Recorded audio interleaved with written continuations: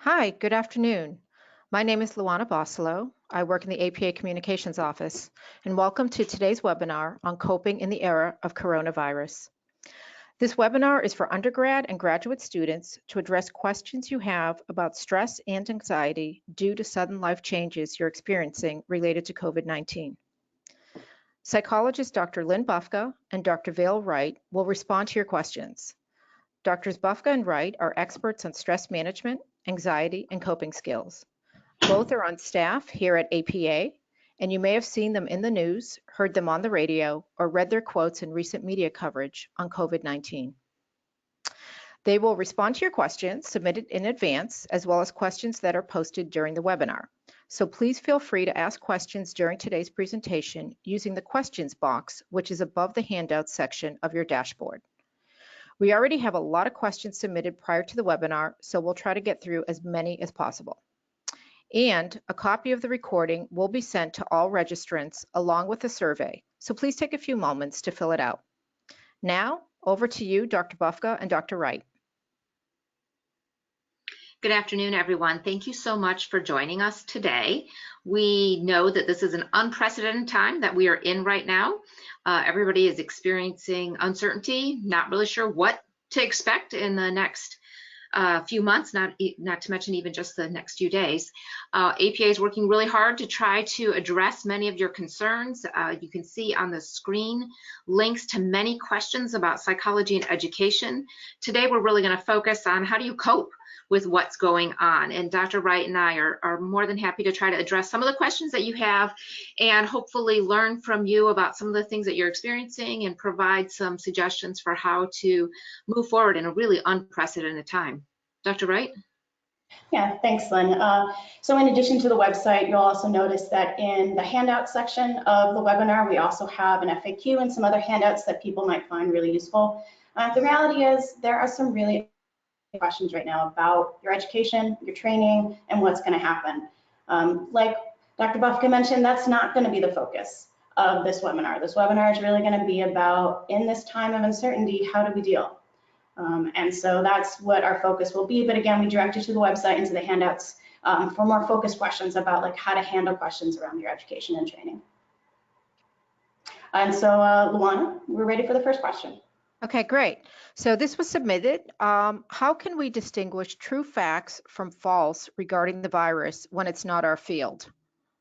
You know, that's a really interesting question. I think one of the benefits that we have as psychologists and psychology students is we are trained in science.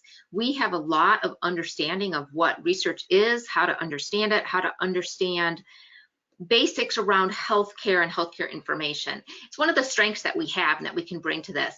So we want to do a couple of things. One, look for reputable websites and sources of information. So the CDC, the World Health Organization are often pointed to as good sources of information, but there are other good sources as well. And then use your science training, use your research skills to look at what's being said and try to evaluate what really is consistent with your understanding of how health operates, how research operates, how we understand the science behind these things. And when you find information that seems to be false or misleading, that's a good indication to not track those sources of information so much, but to really return to the ones that are providing reliable, consistent information. Certainly Dr. Fauci from the National Institutes of Health, he has been providing major leadership in this domain and is really a trusted leader, as is the CDC in this country. I also think it's really easy to get inundated with too much information. And so one of the things we also encourage people is it's important to stay informed, particularly around local issues in your community and in your state, but put some boundaries around how much media you're taking in general, particularly social media. It often feeds anxiety rather than reduces it. And so if you know that that is something that happens for you, take a break, walk away, put the device down. Okay, great. Okay, so here's another question submitted in advance. How do we continue to focus on doing well in class while so much chaos is occurring around us? Well, I think we need to start with the premise that it might just be really hard to focus in class right now. This is a truly unprecedented time.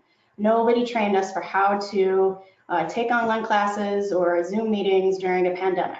That's just not something I ever was taught or learned. So we all need to give ourselves a little bit of break, recognize that this is hard, and then, do the best that we can to engage in good coping, good self-care, so that we can keep our emotional reserves up, so that we can focus as much as possible. One of the things about this really unprecedented time is that it's hard to know what's within our control or not. Once you get the groove of how to do school online, that's going to be something you have a little more skill with, and that may be an area that may turn out to be a strength. And you'll find that that will help you as you sort of deal with the ongoing changes and expectations in other parts of your life. You've been a student for most of your life.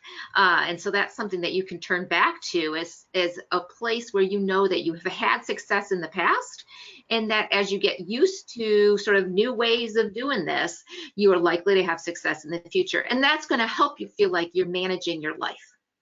Mm-hmm. So I'm going to take a question from one of our attendees, Alexis. How do you make sure you get all your homework done and making sure to not get sick, but still working with people in your class? That's an interesting question. I don't know how much of your work is happening online versus in live and in person. So we know that if you're thinking about COVID-19 specifically, know that that's highly transmissible. We're working really hard in our social distancing practices to try to reduce that transmissibility. But to get sick can really involve a lot of things. Some people are more susceptible to feeling sick because of feeling overwhelmed and stressed even, right? So it may be sick with COVID-19, it may be just sick with, wow, this is a tough time of year. So really have to go back to the foundation always.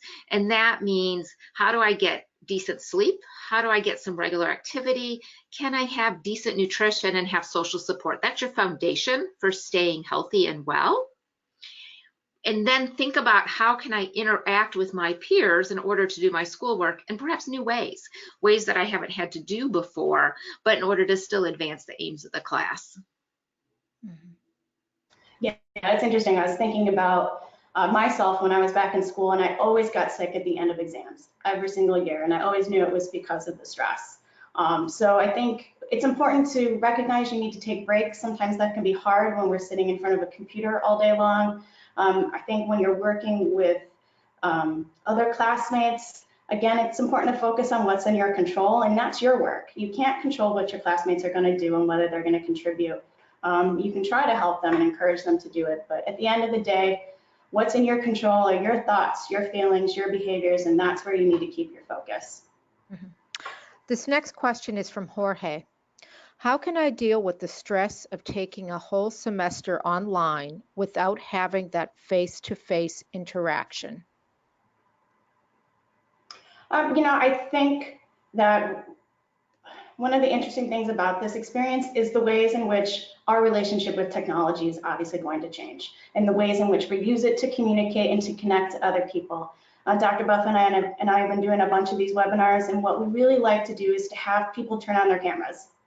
And so when you're having these meetings, it's a little uncomfortable to be on the screen, it really helps you connect. It helps to connect, to see other people and who's talking. So I really encourage everybody to use that function, whether it's on your phone or whether it's on your computer, to use that to help connect to other people and feel like you're not isolated and not alone. And that's both at school and at work and in your social life as well. Yeah, your faculty and your colleagues and your supervisors, your trainers, they're all trying to figure out how to do this. Just like Vail and I are doing that. We work very closely on many other aspects of our work, just as like Luana and the others behind the scenes with this webinar. We have found it incredibly beneficial to use video conferencing whenever possible and to turn on our cameras. It really does help us feel like we're right there together working on something, even if we are separated by actually hundreds of miles. Okay. All right, the next question is from Masood. How to overcome the ambiguity? The foggy future and financial hardship is the most stressful aspect of this crisis for me and many others. Yeah, that's what's part of makes it so difficult. This is an invisible threat in many ways. We don't know what this virus is and what it's going to do. We don't know what's going to happen in terms of the economy long term. There's a lot of ambiguity and uncertainty here. At this point, we have to figure out ways to sort of accommodate that in our lives as we work to try to problem solve about the things that we can do something about. So there's no magic answer to fix the uncertainty and the ambiguity. And it stinks. You know, I wish I could get us the economy back to work, everybody working again, things the way we want it to be. But none of us have that power, particularly as we're looking at the challenges that our healthcare system is going to face.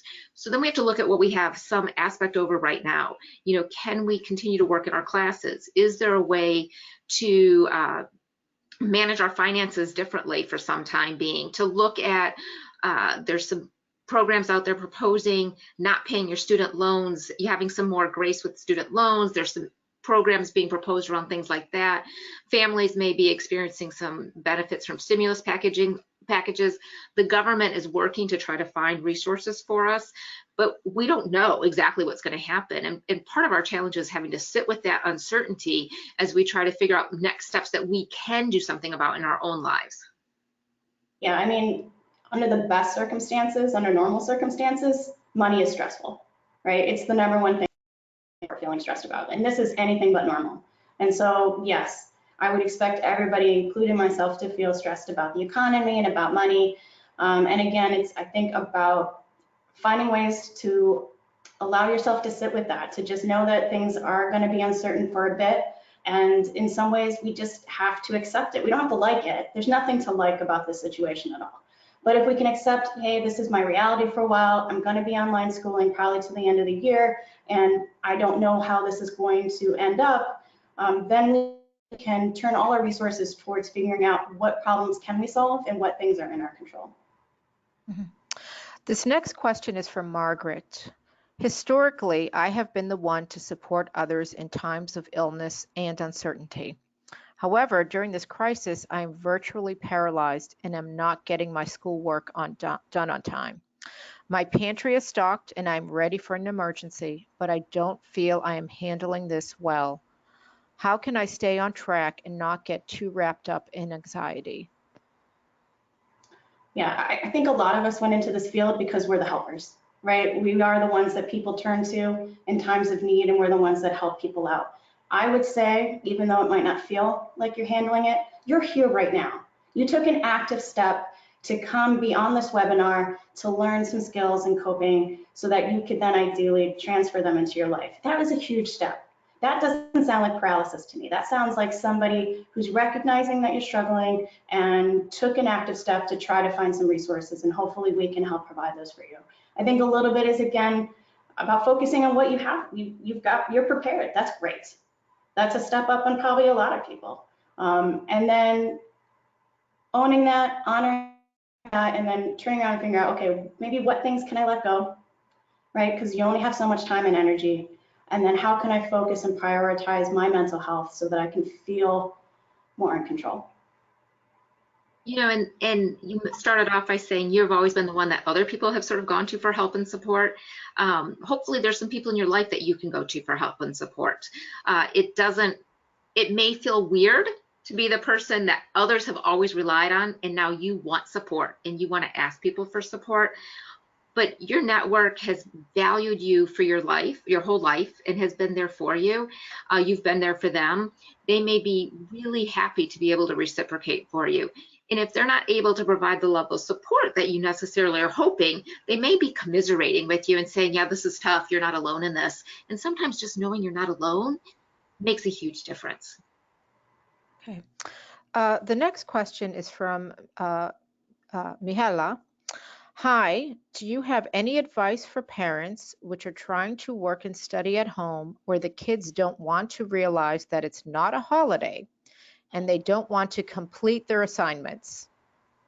Yeah, this is tough. I hear this all the time from parents. I have a 20-year-old, so it's a different story for me, but I can certainly relate having parented him his whole life and understand what that's like. You know, part of what's going to happen, we don't know how long this is going to go on. You're going to want to eventually figure out some sort of routine and set of expectations that's going to work for your family. And hopefully you'll get a lot of reinforcement from, depending on the age of the child, the school and what their expectations are, other parents in the community, people who are similar situation in your local community. But you also got to give yourself some slack here. This is not going to be easy. It's a tough transition for children. You are doing your best as a parent right now, and you're trying to figure this out as you go. There is no roadmap for this. I think we'll be a little better at it in a few weeks, but for right now, we're just trying to figure out, what does this mean? How do I do this? How do I balance all this? So if you're trying to work or do school and you've got kids at home and they're expected to be doing school and things like that, talk to the people, your supervisors, your colleagues, let them know when you're able to work and to be online, when you need to be a parent, so that you can structure your days somewhat in order to meet those needs. And if there are other adults in the household, so hopefully you're working as a team to try to both do the things you need to do as adults, but also meet the needs of the children at home. But there's no perfect answer right now. Yeah, and I think we all need to take a little perspective too. I know it feels like this has been going on for like months. It's been about a week and a half, maybe 2 weeks for some of us. So it's still really new. It's gonna get better. We are gonna get better at this. We are going to fall more into a routine than I think the scramble that we've had to do so far. So, you know, like Lynn said, I think we need to have realistic, but maybe slightly relaxed expectations, and to give ourselves and our kids and our partners and our friends and our professors and everybody else kind of a break. Okay, I'm going to go to the submitted questions. How do I help my undergrad students, especially seniors, who feel like they have lost experiences as a result of social distancing? I mean, the reality is we have lost some of the experiences that particularly seniors were looking forward to this year, whether that's graduating or going on internships or whatever it is, that spring break, the things that people were looking forward to have been altered. That's just the reality of the situation. And that's tough. And so that's going to require a little bit of grieving and a little bit of reframing how we think about celebrations and how we think about honoring the amazing work that you've done this year, and how to think about, are there different ways that you can celebrate, and maybe then recreate what you missed later on. You know, and obviously you're not alone in this. Lots of people are going through this experience, you know, and even though it may feel like this is the first time this has happened, for some people this is not. I was thinking about this. My next door neighbor, junior in college, had planned a trip during the winter session. Intersession, his father became very ill with cancer and passed away. So a trip that he had spent months planning, he was no longer able to go on. So many people have previously faced these kinds of difficulties, these great disappointments, but have figured out how to get through it, have figured out how to approach it and have new experiences. There will be opportunities in the future. We just don't know exactly when that's going to be or what it's going to look like.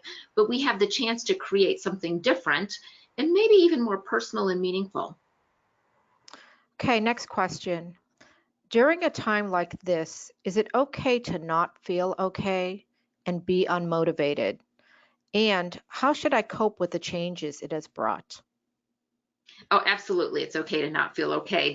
As we've said, who knows how we should be feeling right now. We know that people are likely to feel boredom, frustration, anxiety, overwhelm, all of those kinds of emotions. Feel unfair, like, why does this have to happen to me? Lots of things. Don't judge yourself for feeling that way. Acknowledge that's how you're feeling. Sort of recognize that that's what's going on. And then sort of step back and think about what's happening in my life. Is there something that I can focus on that will help me feel more engaged and motivated? It could be that you have realized you've really not done anything very active and you need to be a little more active. Or it could be that you've been so focused on either trying to understand what COVID-19 is all about or figuring out how to do schoolwork in an online setting that you've not really connected with people who are important to you. So carve out a little time for that as well. And then return to the things that you feel that you need to be doing in order to advance your student aspirations and where you hope to go next. But allowing yourself just experiencing the emotions and recognizing that they're real and not judging them. And then once you've sort of recognized them, then it's often easier to think about, where do I want to go next? Yeah, I think the more we try to fight these negative feelings, the less successful and effective we're going to be. We can't pretend that this isn't a hard time. There might be people in your life that are. That maybe is their approach, but if that's not your approach, don't judge yourself for that. Let yourself feel your feelings, even the negative ones. They serve a purpose. They remind us of the things that are important in our lives, including being able to go out and see people. I think that's something none of us are ever going to take for granted again. And so, again, just like what Lynn said, acknowledge them, recognize them, try to let them go, and try to refocus on what's in your control. Okay, we're going to take a question from Jennifer, who's on live with us. I would like to know tips for maintaining psychological wellness for students who are tested positive for COVID-19. That's really an important question. I mean, hopefully, I don't know if Jennifer is a student herself, if she's a graduate student teaching students, where you have the opportunity to have some control over the situation for these students, let them know what kinds of allowances are going to be made, that they can be sick, sitting in their rooms, dealing with recovering from COVID-19 before their academic expectations will stack up on them again. This is a serious illness. For people who have it, even if it doesn't require hospitalization, it's exhausting. It can really wring you out. You're in bed for quite a while, and you really have to isolate. I have a friend with COVID-19 right now. She is in one room in her house while the rest of her family is around her. So she has been able to do some things, but she has been extraordinarily exhausted. So for any student, if they become sick with COVID-19, it's going to be really important for the university, the college, to convey to that student that they will have time to make up work to do the things that they need to do later in the semester or extension. Hopefully that will be part of the plan for students, and to the extent that you can help them understand that, that will take away some of the burden. And then it's just going to be a challenge for students. Help them address their concerns, right? So I first focused on the educational concerns I'm anticipating students will have. If students also have health concerns, like what's going to be the long-term impact for this for me with my health-wise, what's likely to happen to me if I have this, to help them think about what's the most realistic outcome as opposed to the most feared outcome. Because the realistic outcome is something that they may feel they have more capacity to deal with, and that will help them think about managing their emotion a little bit more. And to the extent that you can help them develop a supportive network, even if it's a completely virtual network, will help students with this illness during the period when they're, most sick and have to really be isolated and quarantined from everyone else. Yeah, like Lynn said, I mean, isolation is obviously the #1 thing that somebody needs to do if they're sick. We also know from the research that isolation has negative psychological effects. And so I think it then becomes incumbent on us who are well to reach out to people that we know are sick, to reach out to people that we know are part of vulnerable populations. My mom, for example, is 85. She has a pre-existing lung problem, and so she's been in self-quarantine for weeks. And so I make sure I call her every single day. I don't wait for her to call me. It's my job to make sure that she's doing okay. I think all of us need to be taking that on and reaching out virtually to our loved ones. Okay, great. And before we go to the next question, I just want to remind all of our attendees that there is an FAQ you can download in the handout section, or you can go to the APA website to find an FAQ to get answers to your questions about your academic programs and your internships. So now we're going to go back to some stress questions. This one is from Jenna. How can we increase our focus while doing homework assignments when we are in an area we aren't used to working in and when we are not on our regular schedule? Yeah, that's a really good one. I bet Vail has some really good tips with this because she's made some significant changes in her life and how she works. Yeah, so I work remotely about 75% of the time. So, you would think, or I thought at least, that switching into this mandatory telework situation would have been pretty easy for me. I actually found it really challenging. It did throw my routine off. But some of the things that I've really been trying to do to get back on track is, one is I have a really separate work area from where I live. Now I have the benefit of enough space to do that. But if you can carve out a working area as free from distractions as possible, not in front of your TV, absolutely not in your bedroom and on your bed if you can avoid it, because you don't want to be associating work with sleep, because it's going to interfere with your sleep in the long term. So having a separate workspace. I am also I try really hard to have a routine. I try to get up at the same time and go to bed at the same time and have dedicated time to work. What I found was that I was working so much that I stopped doing the other things that helped me maintain my mental health, like working out. And with the gym closed, it became even harder. So what I've had to do is really prioritize that space in my schedule. And I've started blocking it out to make sure that I prioritize, I spend time exercising, because it helps me focus. It's part of my self-care. And if I don't maintain my self-care, then there's no way I'm going to be an effective worker for APA and for all those that we serve. It's been very helpful to me to be able to talk about this transition to full-time telework with somebody like Bale, who's been doing it all the time. We've actually used each other to sort of problem solve some of the challenges we're facing when we're realizing we're not doing this well, sort of what's worked for you. So if you've got a friend, a colleague, somebody who you really work well with under other circumstances, talk with them, figure out what they're doing. Maybe they can help you identify some strategies you hadn't considered. Okay. All right. Our next question is from Jennifer. For grad students who are doing clinical work remotely, how do we balance helping manage patients' anxiety when we're also trying to manage our own? There are a lot of clinicians in that situation right now, and I would imagine actually that your supervisors are also struggling with that. I hope that you're able to talk about that in supervision with your supervisors. It's something, as an active clinician myself, I have talked about that with somebody that I consult with. So I'm licensed, I don't technically have supervision, but I have consultation, right? And how do you determine what's really accurate anxiety about this unprecedented situation? What's anxiety that's over the top? That might be a manifestation of more what we would typically call health anxiety. That's a question that I've had. So I have found consultation to be invaluable in that regard. And I hope that you have access to that in the setting that you're in. And also remember, you've got 45 minutes in a session that you're with your patient, or whatever the length of time is.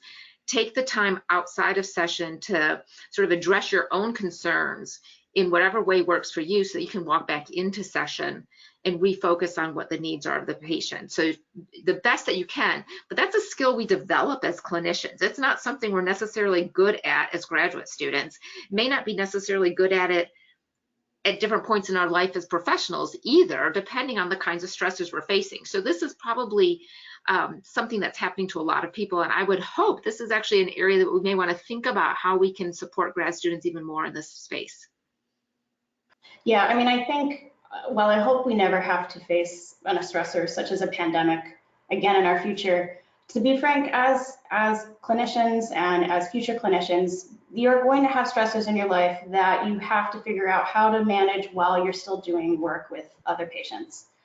That could be a death in your family, or the breakup of a relationship, or any number of things, a health, you get diagnosed with an illness. And so in some ways, this is practice for what it's going to be like as you continue on in this career of how do you use consultation, which is so important, and social support, and self-reflection and monitoring of your own emotions and how you're expressing them. It's an incredibly important skill that's going to serve you well as you get into this field and become licensed and continue to do this work. Okay. Next question is from Stephanie. Trying to focus on schoolwork is so difficult with all my kids home. Professors seem to be unsympathetic of this huge change and stress. How do we communicate with partners, children, and professors about this? Excuse me. There's no perfect way for doing that. Part of it's going to depend on the relationship that you've had with others. Bear in mind that your faculty are probably feeling stress as well, right? So they may not be as open, empathic, as sympathetic as maybe they have been. So bear that in mind. It's unfortunate if that's the case, and hopefully they'll sort of get their feet back under them and get back to the place where they've been more supportive, available to you. But just sort of keep in mind that right now, if you're not getting what you hope for, it may be because of the things that they're dealing with as well, and maybe not dealing with, but that they may get to a place where they can hear you a little bit more. So that's the first thing. A second thing, this is an ongoing relationship kind of question, right? You always need to be talking to your partner, the other people you live with, about how do we manage this? What's important? What priorities have to get addressed? How are we going to do this? There's no perfect answer. Going back to what Vail was saying about the self-awareness, that's important for all of us, right?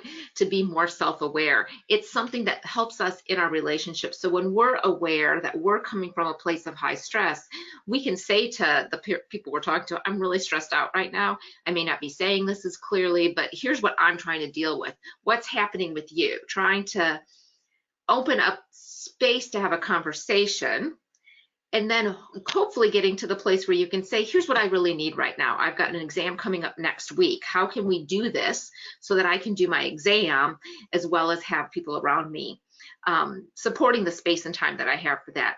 Kids are going to be a challenge. It depends on the age of the kids, right? Older kids are certainly, all kids are feeling some sort of different stress, anxiety about this because things aren't the same. If they're little, they're not having play dates. They're not able to run around the way that they would normally do. If they're older, they may understand some of what's happening in the news and certainly are picking up on tension, anxiety that you might be experiencing. So depending on the developmental ability of your kids and the cognitive ability of your kids, that will determine the kind of conversation you can have. You know, with all of them though, once you establish with the other adults in your household sort of when you're going to particularly be working, try to set up a way to let them know.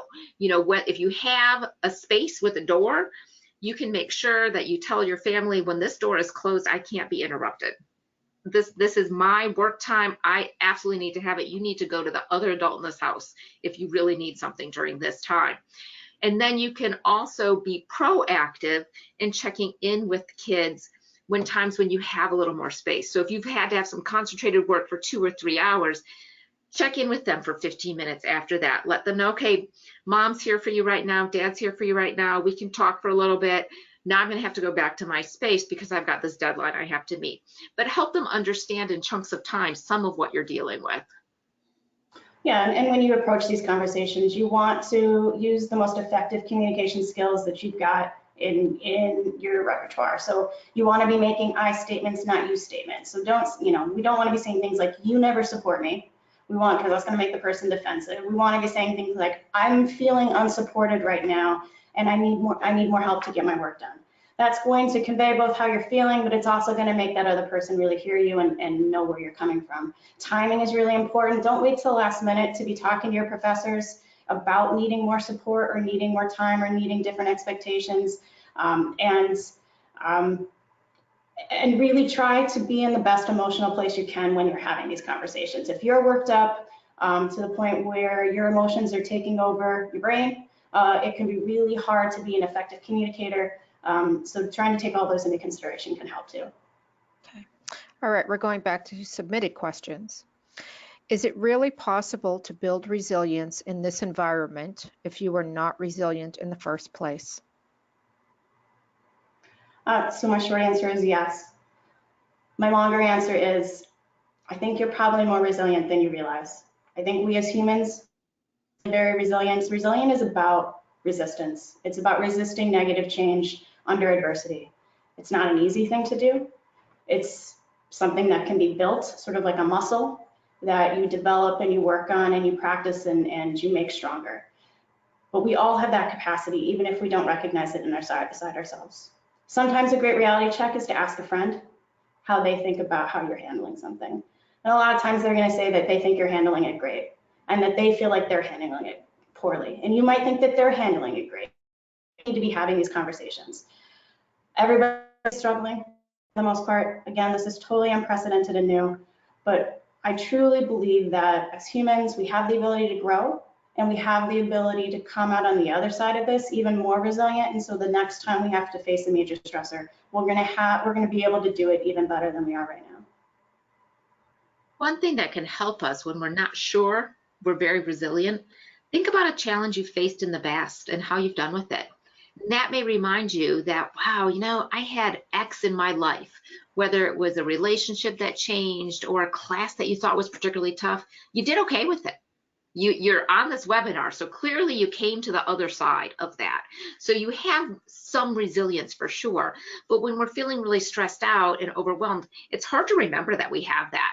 So it helps to be really active in reminding ourselves of the times we've been successful and the times that we face difficult situations, because that helps us to remember we have the capacity. Sometimes we have to dig a little bit for it. Sometimes we have to get additional supports and think about things in new ways, but we've had the capacity in the past. We can build on that capacity for the future. Okay. What can we do to help our peers during this time? There's a lot we can do. Part of it is going to be, what does it mean to help our peers, right? So I would think the first thing we want to do is ensure that we're coming from a good place, right? That we've got our feeling like we're coping reasonably well, that we're doing the things that keep our foundation stable. And then depending on what you're talking about in terms of your peers, if you're talking to people on a regular basis, check in with them even just about their sleep. Help them think about how can they get a better night's sleep? How can they be active when they're staying at home all the time? What are the kinds of things that help your peers to feel healthy and motivated and capable? Are there things that you can do for whatever community you're part of, whether it's a graduate cohort or a class that you have in your undergraduate studies and you're trying to figure out how to do that? Are there some things that you can do to kind of bring that peer group together? Or perhaps it's the people you lived with in your residence hall and you're all missing each other. Can you set up something via technology where it's just for that group, but you can share impressions of how things are going, or share the kind of jokes that you love to share when you are face to face, but now you're doing it in a different medium. We're all learning some new ways of connecting. I've been practicing some things with my parents who are in their late 70s, and it's been great when we've had successes, and that helps us feel like, okay, we've got some new tools, we can do some new things here. Yeah, I think we really need to be looking out for our peers and our friends that we know are maybe also prone to anxiety or depression. Those are going to be people that are often less likely to reach out. Their coping mechanism often is avoidance, and that's not usually that effective. And so, again, it's really important that we reach out, even just to check in and see how somebody's doing. And I want people to remember that they don't have to solve their peers' problems. That's not really what your role is. Your role isn't to make their life better necessarily, or to fix things. It's just to let them know that you're there. Sometimes people just want to hear someone say, I know what you're going through, and I hope things get, I know things are going to get better. Sometimes that's just what people need to hear. You just need to hear that others are going through what you're going through and that you're not alone. And it's funny, one thing, I know we keep talking about these things, but I had the experience today. I have a friend who's really bored and isolated and lonely. And I know that my dad is actually really kind of bored. And I suggested, why don't you call? And she texted me and said, wow, that was great. We both really needed that. So both of them are feeling kind of bored and isolated, lonely, didn't think to reach out to each other. And they did, and they thought it was fabulous. So to underscore Vale's point, reach out to people. Those connections really can help. Speaking of loneliness, there is a question about that. How can I cope with feelings of loneliness? Well, I love that, Lynn, you served as a matchmaker. That's like the cutest thing I've ever heard. I think it's important to separate feeling lonely from being alone. Okay, so it's true that a lot of us, like myself, I live by myself, so I'm spending a lot of time alone because I'm social distancing. But just because I'm by myself doesn't mean I don't have people in my life. Okay, and it doesn't mean people have rejected me. It just means that this is our current situation, and it's not going to last forever. And so it does become an active thing that I have to do to reach out to others. I can't wait for others to just come to me, although it's been great when people have. I have to figure out ways in which I can connect with people. So I have a best friend. We always go to dinner about once a week. Now we're doing that virtually. Again, like I mentioned before, I reach out to my mom on a much more regular basis before. Making sure that I'm, putting on my video for work meetings, and our organization, the APA, has been doing a lot of things to try to encourage collaboration and people getting together. We have we have a virtual happy hour in our department. That's not something I would normally join. I'm kind of introverted, and I don't speak that much when I'm on it, but just being there and seeing people's faces, I'm actually finding that really helpful, whether I have a cocktail or not. So I think, again, it's you have to be active. You've got to make those connections and also reframe a little bit. Now, there's nothing wrong with having some alone time. It's a great way for you to self-reflect. Maybe you use it in a way to journal, or to think about, when we come out on the other side of this, who do you want to be? What do you want your relationships to look like? What do you want your place in this world to be? Yeah, we're trying really hard to figure out different ways of connecting, because it's so easy to, I take public transit. I have my bus friends, I'm not seeing them right now. So the kinds of regular routine interactions I have with people who are sort of strangers, but sort of friends, I don't have that right now. I see the same two people all the time in my house. Happily, I like them. I'm married to one of them. The other one's my child. But wow, I miss going out with my friends. I was supposed to have dinner with a friend last night. We did it. We talked on the phone. I'm using the phone a lot more. We are doing a family Zoom tonight where we've got people in 2, 3, 4, 5 different houses. We're all going to Zoom together. You can set up a free Zoom account, and we're going to see how this goes. So we are having to be pretty active and thinking about how to do things differently. I'm hoping to play Simon Says over Skype with my godson on Saturday. He is driving his mom crazy because he can't leave his apartment. And so we're going to try to do the most active Simon Says possible to wear him out, because mom is going crazy in the apartment by herself. We'll see how it goes. But it's kind of fun to challenge myself to think about how can I be creative in connecting with people that I care about when I'm not able to be with them physically. Okay. All right, this next question is from Erica. How do you deal with individuals who aren't adhering to the social distancing, quarantine in place, and guidelines in your community? That's an interesting one.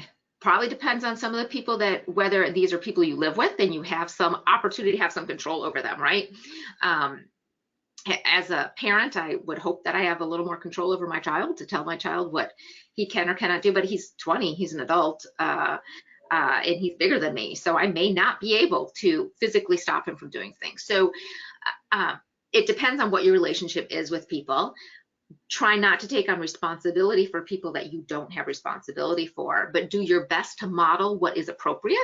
Help people understand why we are practicing this physical distancing right now and what it means. It helps people to do physical distancing. We prefer physical distancing to social distancing as a term. It helps people to understand and stick to physical distancing when they understand the potential for benefiting the larger community. So emphasizing that, yes, there's going to be drawbacks to it, that there are some negative emotions people may be experiencing as a result of this. But the plus is we have the potential to really benefit our larger community and to really help our healthcare system, because that's our healthcare providers and workers are really going to be the ones who are going to be overwhelmed if COVID-19 transmission becomes really prevalent in the local community.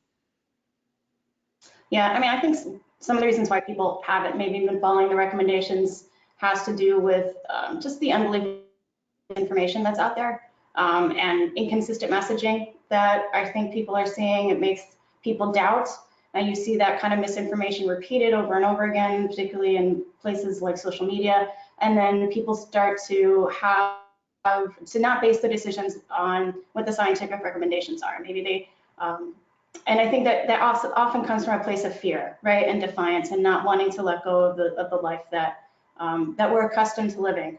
I think, again, this is the time to use effective communication skills, to use your I statements, to express your feelings, to make the argument about how this is for the community and not for them as a person. But then at the end of the day, sometimes you just got to let it go. You can't control the other person, and then you've got to make decisions about how to keep you and your family safe. And that might mean maintaining physical distancing from them if you can, if you know that they're engaging in behaviors that could put you at risk. Okay. This next question is from Caitlin. I am a full-time student and I work in a pharmacy, and I'm having trouble unwinding when I get home from work in order to do my schoolwork. What de-stress tactics do you recommend? Yeah, so we've mentioned a few already. I mean, certainly it's really important to maintain this foundation, right, of self-care. So that's getting enough sleep, eating healthy, getting activity as much as you can, knowing that we have to maintain this physical distancing and staying connected. Beyond that, a lot of these coping skills, I think, are very individualized. And so that's why it's really important to have a variety of them. So the analogy I often use is a toolbox. If I have a hammer, that's really great for hanging up a picture, but it's not going to put a chair together. I need a screwdriver for that. Coping skills are the same. You need a variety of them in case one stops working or you don't have access to it. So for me, music is a huge way that I relax. I also enjoy cooking and I enjoy meditation, things that I know will work, but I need to have a variety of them because sometimes I don't have access to music, or sometimes the thing that I rely on isn't going to work that time, and so I need to have another. The challenge right now is that coping skills work best when we can practice them when we're not stressed. Well, that's not our luxury here. We're stressed. So we need to, again, just be really active, be creative, figure out what is it that works for me. It might not be the same thing that works for your friend or your partner or your child, but identifying the things that make you able to just take a breath and let those shoulders drop. Yeah, Vale's absolutely right. The one thing that I also want to emphasize is watch out for that phone. Put it down, turn it off, walk away. It is really important to not always be inundated with, first of all, with news, right? Because that may be adding to tension and anxiety. The other thing is the phone is very reinforcing, right? Every time it dings, oh, I got a message. Oh, I got a message, right? So the phone may be a way that you're connecting with people, but it also is something that can be a huge distraction. We know that the screens don't help us wind down at night. So this may be the time to really take control of your phone, decide when you're going to use it and when you're not going to use it. We often tell people with teenagers that it's important to have them put their phones away at night and not have them in their rooms.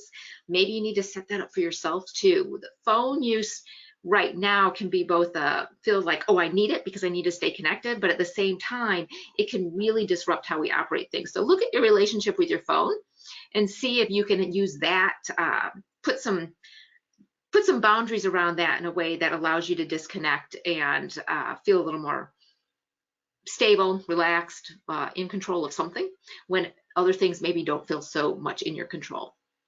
And then the other thing that I would add on to that, which is a really incredible point, and reminding me that I need to put my phone away more often, is another way to think about coping skills is I kind of put them in 3 boxes. One are coping skills that rely on physicalness, so things that make you move, like a dance party or baking or creating something.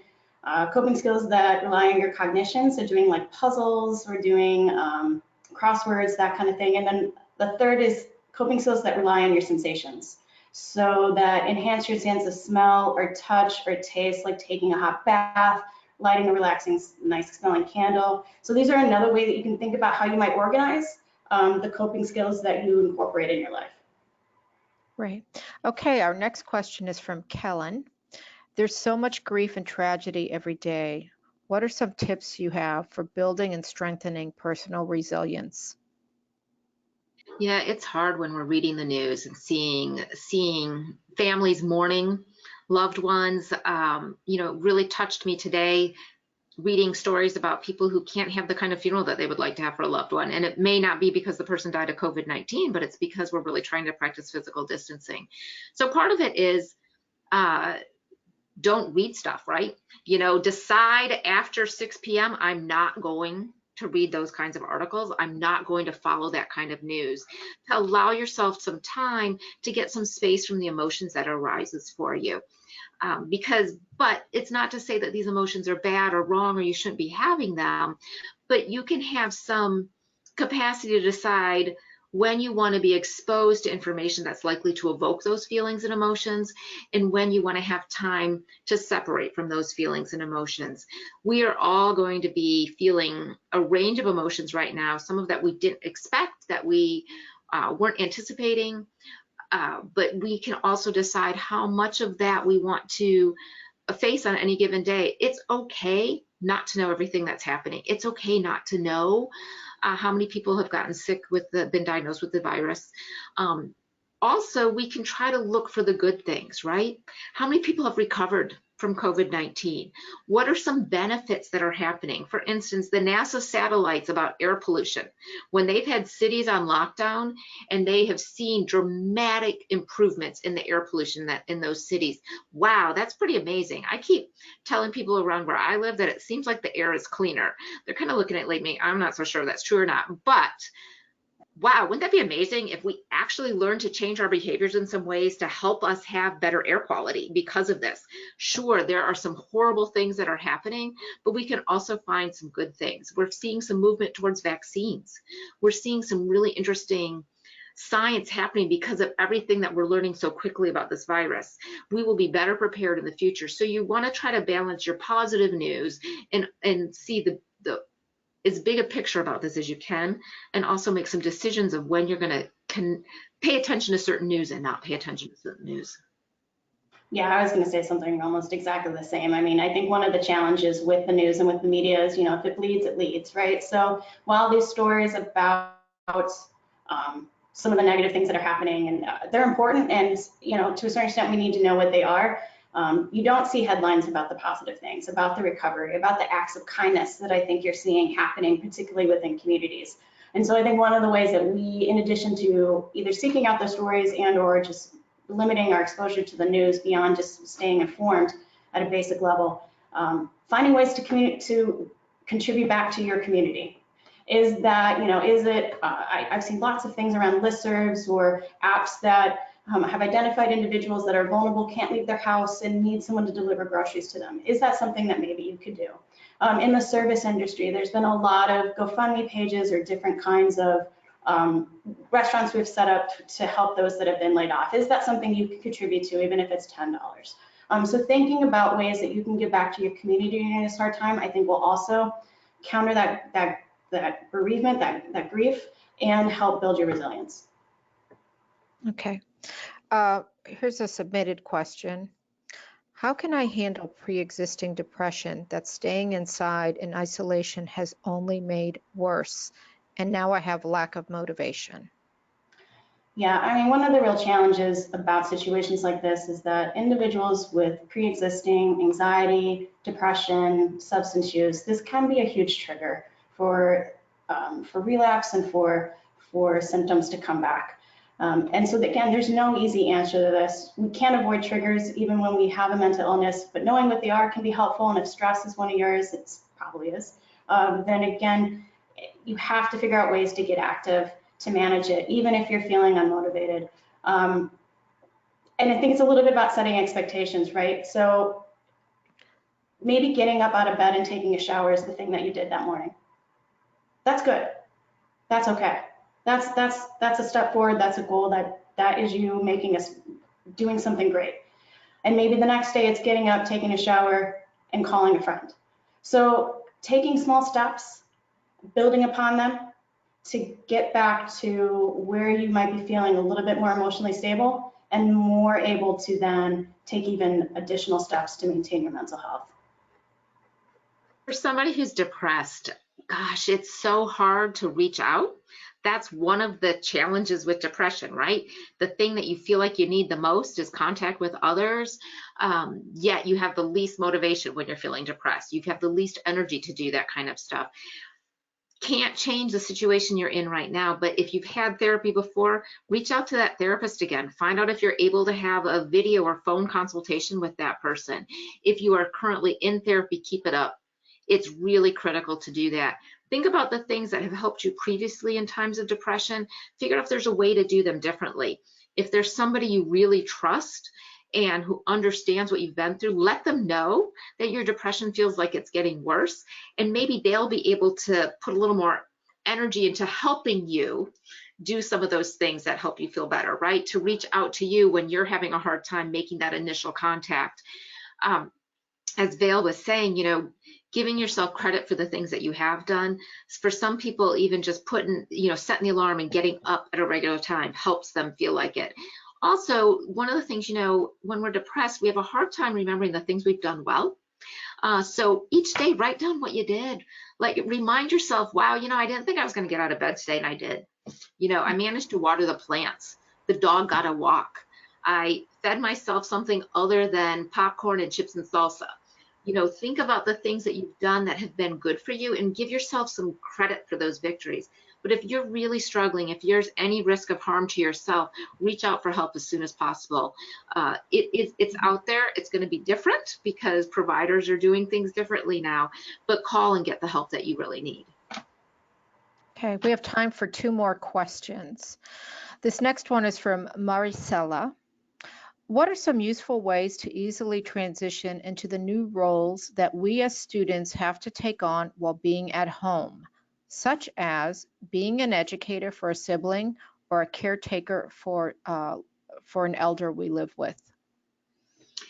Well, I don't know that easy is going to define any of it. Recognizing that it's different, recognizing that it may be a new place that you're in, giving yourself some grace to not do it well immediately or to not do anything perfectly for a while.